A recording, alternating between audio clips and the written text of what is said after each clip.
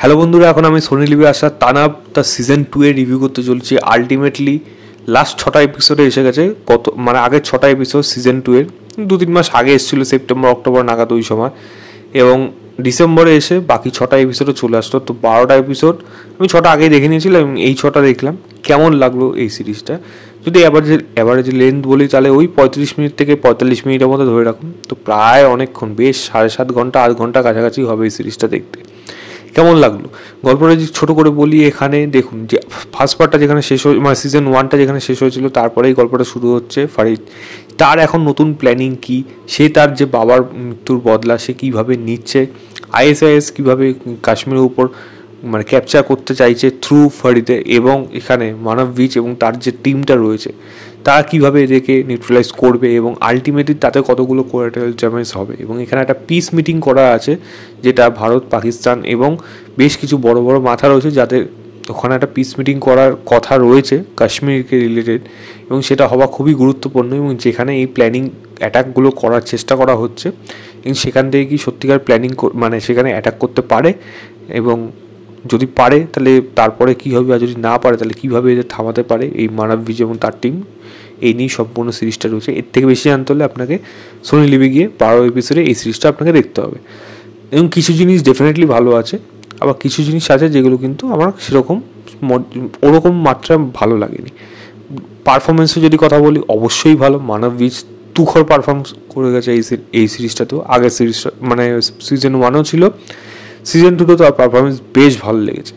ছোট্ট হলে কবির বেদির রোলটা কিন্তু তার বেশ ইম্পর্টেন্স, এবং তার বাবা ছেলে যে সম্পর্কটা খুবই কম সময়ের জন্য এই সিরিজের মধ্যে আসলে, কম সময় বলবো না, আছে অবশ্যই মোমেন্ট আছে, কিন্তু এই ছোট্ট মোমেন্টের মধ্যে কিন্তু অনেক ভালো কিছু আমাদের মধ্যে একটা বন্ডিং দেখিয়ে দেয়, যেটা কিন্তু বেশ ভালো। তো সেখানে তার পারফরমেন্সও ভালো। এছাড়া অন্যান্য রোলে মানে গৌরব আরোরা যে এই ফরিদ যে ক্যারেক্টারটা প্লে করেছে, বাকি সাপোর্টিং কাস্টে যারা যারা রয়েছে প্রত্যেকে পারফরমেন্স ভালো। তো পারফরমেন্স নিয়ে এখানে কোনো খামতি নেই।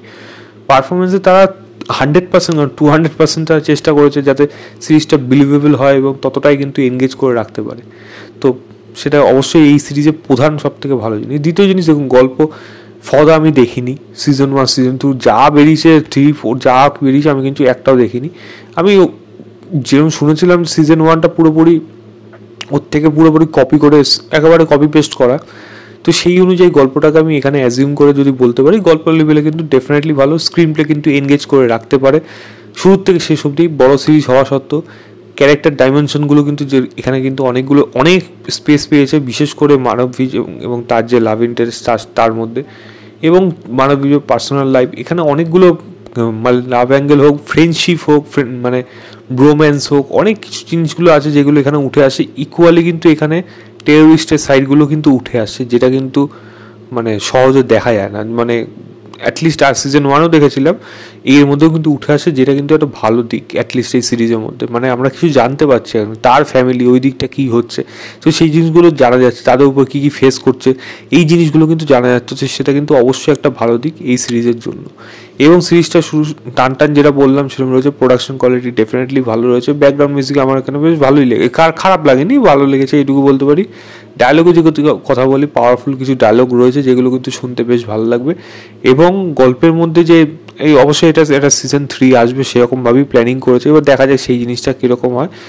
কিন্তু কিছু জিনিস রয়েছে যেমন এই কাজটার মধ্যে আমার সেরকম আপ টু দ্য মার্ক মনে হয়নি।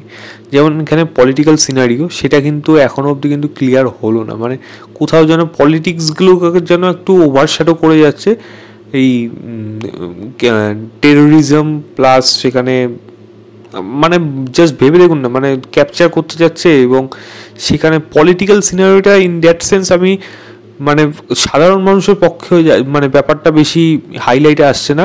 রাদার আমি বলবো সেখানে মানে টেররিস্ট সাইডটাই বেশিভাবে উঠে আসছে, মানে কার প্ল্যানিং করছে সেই জিনিসগুলো উঠে আসছে। মানে সেটা কোথাও যেন একটু অড লাগছে, মানে কোথাও যেন সামথিং মিসিং কিছু একটা গল্পের মধ্যে, যেটা আমার এই কাজটা দেখে মনে হয়েছে। এবং দ্বিতীয় জিনিস হলো এই সিরিজের ক্লাইম্যাক্সটা, মানে সিরিজে মানে লাস্ট এপিসোডটা, এপিসোড 12, সেটা যেভাবে শুরু হলো এবং যেখানে গিয়ে শেষ হলো, মানে আমরা অনেক কিছু আশা করছিলাম যে এরকম হবে, টেনশনটা যেরকমভাবে বিল্ড আপ করার প্রয়োজন ছিল সেইটা শেষে গিয়ে একেবারে করতে পারলোই না। মানে পুরোপুরি চূড়ান্তভাবে ব্যর্থ হলো, এবং সেই জায়গাটা বলতে গেলে নেই, মানে সেই টেনশনটা হলোই না।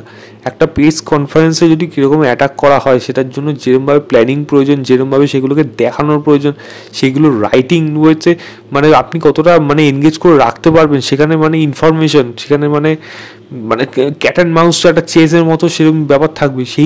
সেই যে মানে একটা মানে দারুণ জিনিস হতে পারতো সেটা কিন্তু শেষে গিয়ে হতে পারলো না, যেটা শুরুর থেকে শেষ মানে পিস কনফারেন্স নিয়ে এত বড় বড় ঝামেলা হলো, এতক্ষণ ধরে এত ঘটনাগুলো ঘটলো, কিন্তু পিস কনফারেন্স আলটিমেটলি সেরকম কোনো পর্যায়ে যেতেই পারলো না যেটা অ্যাটলিস্ট এই সিরিজটাকে একটা নেক্সট লেভেলে নিয়ে যেতে পারতো। এটা আমার অ্যাটলিস্ট মনে হয়েছে। ছোটোখাটো আরও কিছু দিক রয়েছে, কিছু দিকে মানে কিছু ক্যারেক্টার আইডিওলজি এবং কিছু মানে কিছু মানুষের পার্সপেক্টিভ এবং কিছু মানে বলতে গেলে মানে বড় বড় মাথা বা এরকম বড় ভালো মানে ট্রেন স্পাইয়ের মানে চিন্তা ভাবনা এমন কিছুভাবে দেখানো হয়েছে যেটা হয়তো দেখতে গেলে আপনার একটু অড মনে হবে, হয়তো সেরকম হয় না নর্মাল জীবনে যেটা আপনার মনে হবে, বাট সেগুলোকে ইগনোর করলে আপনি কিন্তু একটা ওয়ান টাইম ওয়াচ হিসাবে এটাকে দেখতে পারেন। সিজন 1 থেকে কি ভালো হয়েছে আমি বলবো না, সিজন 1-এর মতো কিন্তু সিজন 2 হতে পারেনি, তবে এটা ওয়ান টাইম ওয়াচ হিসাবে আমি এটাকে 3 স্টার দিতে পারি আউট অফ 5। বলবো সোনি লিভে যান, গিয়ে দেখুন, দেখে জানাবেন আপনাদের কেমন লেগেছে। তো এই ছিল আমার ওভারঅল রিভিউ তানাবে সিজন 2 এর। ভিডিওটা ভালো লাগলে লাইক শেয়ার, চ্যানেলটাকে অবশ্যই সাবস্ক্রাইব করে দেবেন। বাই।